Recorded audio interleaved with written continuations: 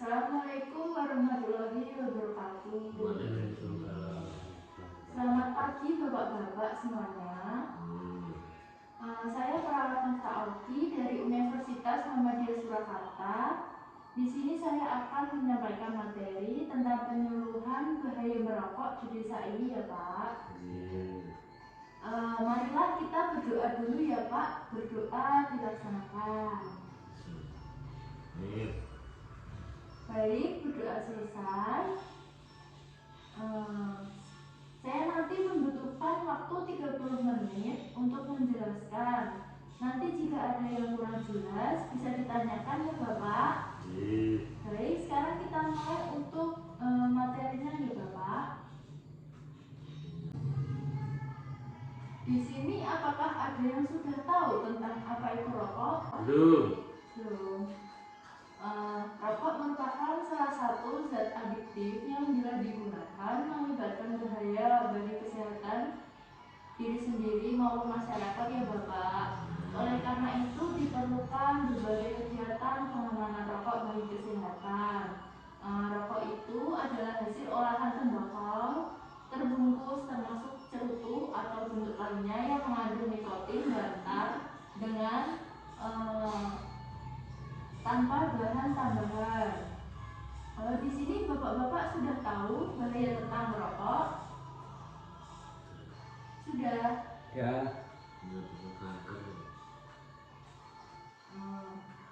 Rokok mengandung kurang lebih 4.000 elemen dan setidaknya 200 diantaranya berbahaya bagi kesehatan dan menyebabkan kanker bagi tubuh ya Pak. Racun utama bagi rokok adalah tar, nikotin, dan karbon monoksida. Tar adalah substansi hidrokarbon yang bersifat lengket dan menempel pada paru-paru, mengandung bahan kimia yang beracun sehingga merusak sel paru-paru dan menyebabkan kanker. Untuk nikotin adalah zat adiktif yang mempunyai pengaruh pada syaraf dan peredaran darah. Zat yang bersifat karsinogen dan memicu kanker paru yang mematikan. Untuk karbon monoksida adalah zat yang mengikat hemoglobin dalam darah, membuat darah tidak mampu mengikat oksigen.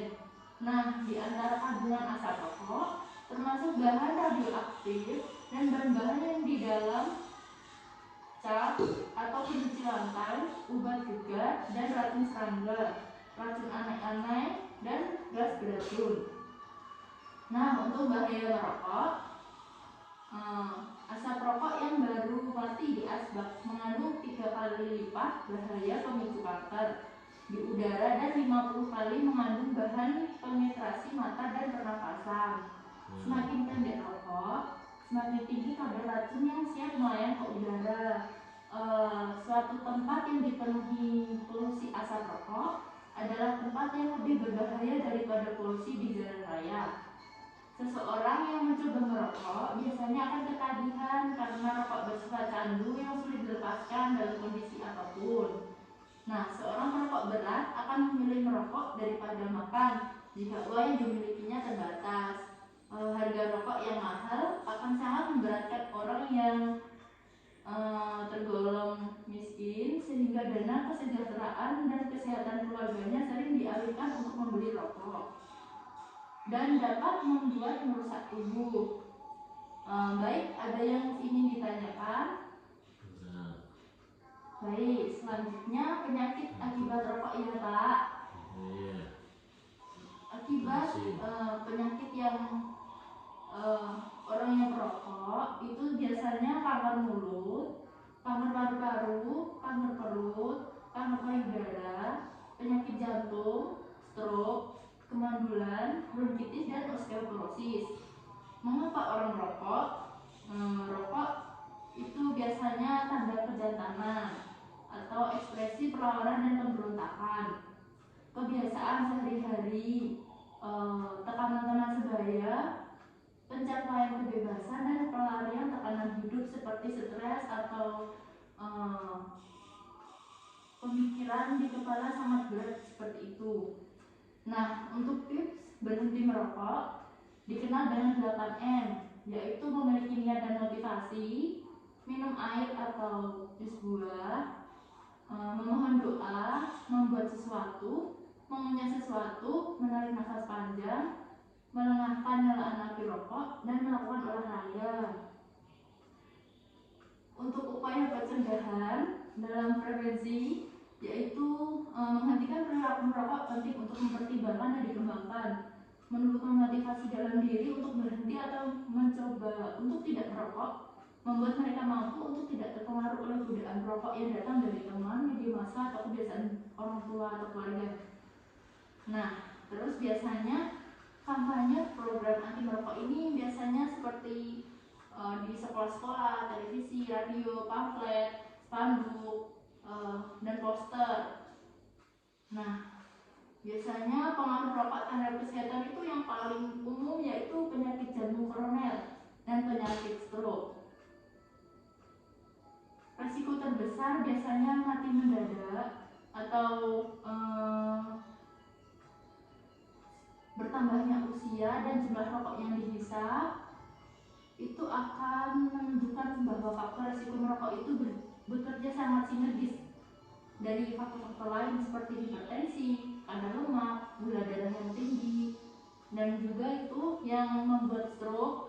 Biasanya penyumbatan pada pembuluh darah pada otak, biasanya yang bersifat mendadak atau dikaitkan dengan kematian yang lebih tinggi pada perokok dibandingkan dengan bukan perokok. Nah, pengaruh rokok pada terhadap lingkungan. Sekarang kebanyakan perokok tahu bahwa merokok itu dapat menyebabkan beberapa berbahaya penyakit. Biasanya mereka masa bodoh terhadap hal itu dan lingkungannya juga menganggap mereka itu merokok menganggap itu urusan pribadi mereka, tapi sebenarnya merokok bukan merupakan urusan pribadi. Asap tembakau bukan hanya berpengaruh pada perokok, tapi juga mengotori udara sekitar.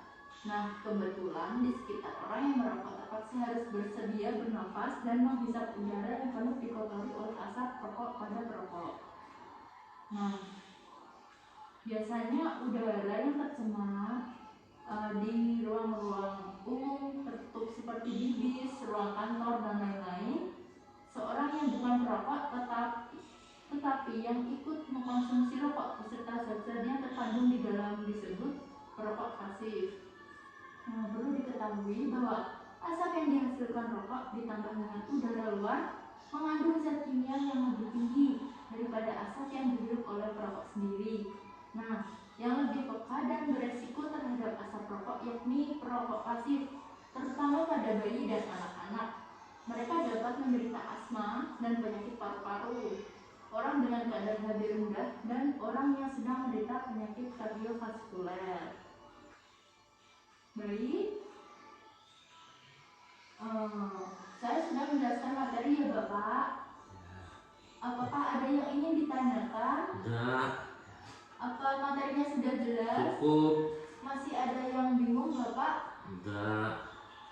Baik, jika tidak ada saya akhiri ya Bapak-Bapak. Jika ada kurang lebihnya saya mohon maaf. Wassalamualaikum warahmatullahi wabarakatuh.